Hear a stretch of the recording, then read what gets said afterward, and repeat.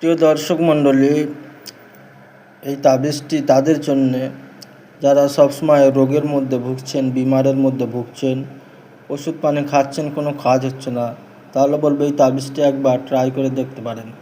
এখানে লেখা আছে যে কোনো রোগ ব্যাধির তাবিজ। উপরোক্ত নকশার তাবিজ যে কোনো রোগ ব্যাধির জন্য সঙ্গে লিখে রাখলে আল্লাহ তাআলা আরোগ্য দান করিবেন। এটা পড়লেন।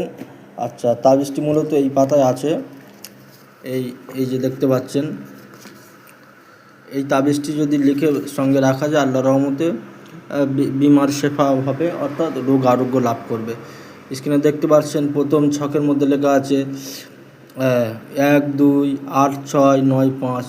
এখানে লেখা আছে 1 2 8 7 0 0 1 2 8 2 9 8 8 9 1 2 8 6 9 7। এভাবে হুবাহু লিখবেন।